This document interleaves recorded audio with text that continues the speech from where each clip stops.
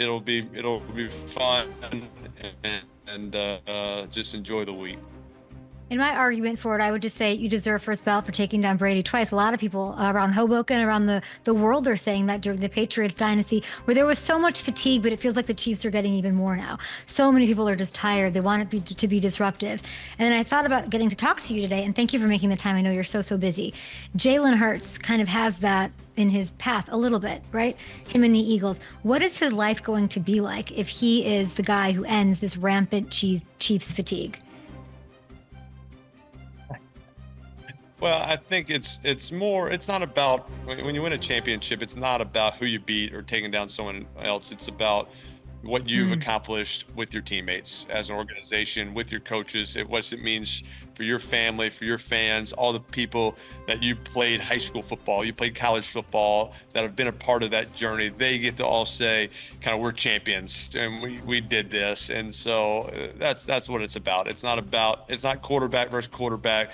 It is team versus team, all coming together to do something truly special. And so that's, you almost, are excited for those guys.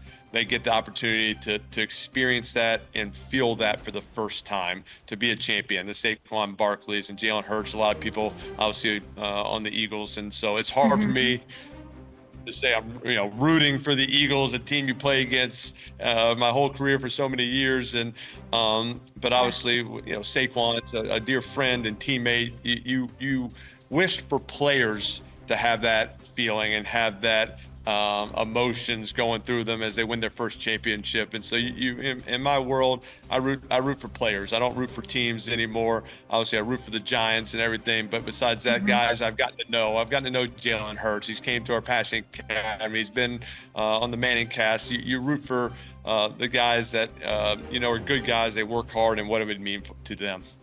It's funny that you're talking about these championships. Every championship is what it is in its vacuum and it's whatever, but some of them are more iconic and meaningful than others. You're down. I mean, you literally won over Jets fans by beating Tom Brady. You don't consider that an accolade? Like, this is bigger than just for Giants fans or your locker room, these wins, right? No doubt. And, like you said, I mean, for when we beat the Patriots, we had all the fans in the AFC East with the Dolphins and the Bills and the Jets, like they all are become fans and thank me. I see them, they're like, hey, I really don't like the Giants or you, but thank you for beating the Patriots. So you kind of get them on your side for at least that game. And obviously it was a period where the Patriots were in Super Bowls, winning a lot of Super Bowls, and kind of like the Chiefs have now. Sometimes people just want something different. They're like, we love the Chiefs, we love Andy Reid, we love Mahomes, we love Kelsey, we love Steve Spagnuolo, but like, hey, I'd like to see something maybe a little different. And that's it's a credit to Kansas City, what they've been able to do and how successful they've been these past years, and their unbelievable organization and team. And so I think, you kind of, just from the vibe of being around, you see a lot of people rooting for the Eagles just to see something different. Well said. We'll see if Jalen can be that guy, because that'll be what he's known for years to come, or at least part of his lore, right? In when you're looking at the NFL history books. Eli, did you hear my question? Sorry. Yeah, I heard the question with Cam Newton, and I saw some of the a little bit of the clips, kind of saying that he wouldn't trade in his MVP for a championship. And I think it's one of those deals where, hey, Cam is proud of his MVP award, and he has every right to be. He had an unbelievable season and a great deserving of that award. And I think obviously in these hypothetical worlds, could you go back and trade it, and how you feel about it? I mean, again, I don't take much into hypothetical situations. I think, as players, you like to feel like, hey, I'm doing my job. I want to be prepared. I want to go out there and play the best of my ability. And this is a team sport, and you got to rely on people around you as well. But, I think, obviously most people, and a lot of people, and they want to win championships, and they want, you saw it this year, Saquon Barkley sitting out the last season of the regular season, the last game of the regular season, when he had a chance to go for the rushing record. Hey, if he gets the rushing record he might be the MVP, right? I mean, it's hard to not to vote for a guy who set a rushing record that's been around Mhm. for 30, 40 years and not have the MVP. But he said, hey, this is what's best for the team. This is what I'm being advised to do. Sit out, be healthy for the playoffs, make this run. Obviously paid off. He's been tremendous during the playoffs and a chance to win a championship. And I think that's the ultimate goal, to be a great team player and do your part, do what's best for the team to try to win a championship. I looked up so much of just your thoughts on Saquon this year. So positive. Obviously, you were with him back in 2018, his rookie year.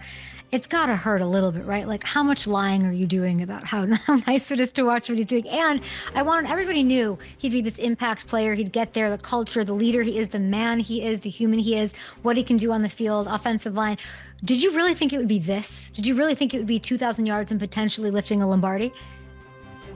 I think it's hard to imagine anyone's rush for over 2,000 yards and have the season that he did, just because it's not done very often, especially in this pass happy NFL league. But no, I'm not surprised by the outcome, just because I know the type of person he is, the type of competitor he is, how talented he is, and you put him in a terrific situation there in Philadelphia, maybe one of the best offensive lines in the NFL. A strong quarterback, two great receivers, strong tight end. So they have weapons all around, a rushing quarterback that they can do the read option. So, it sets up opportunities for him, to have some of those, game breaking plays. And that's what you see, it's him having the 60 yarders. And at any point he can break one, he can make that one guy miss. You saw the first play last week on the toss sweep and making guys miss and scoring touchdowns. So, some people might get tackled for a 15-yard gain there, but with his ability, he takes it 60 for the touchdown. And so, no, I couldn't be happier for him. He's in a great situation, and he's made the most of this opportunity. We want these Giants to be in a great situation. 2025. I saw that you said that you'd be happy to scout. I think you told the New York Post that you would help scout the new Giants quarterback that you'd pop and film. When this week is done and you're happy and you win the kick of destiny with FanDuel over Peyton Manning, I want to know, you're popping in that first quarterback tape. Who's are you picking first and putting in? It's I mean, obviously there's a couple names out there, which is Shador. You got Cam Ward, Jackson Darts. Obviously, he's kind of, his name's popping up a little bit more. Yep. Known Jackson a long time through Ole Miss, and watching him these past 3 years and gotten to know him personally.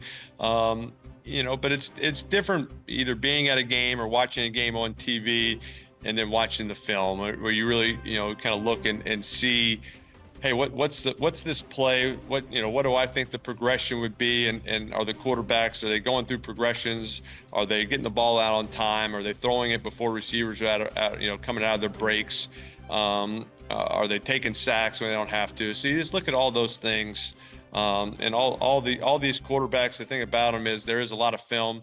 They've played a lot of games. And so at this time, their senior year or their last year in college, it should be at a high level, and you want to see, have they learned? Have they fixed their mistakes? Are they getting better?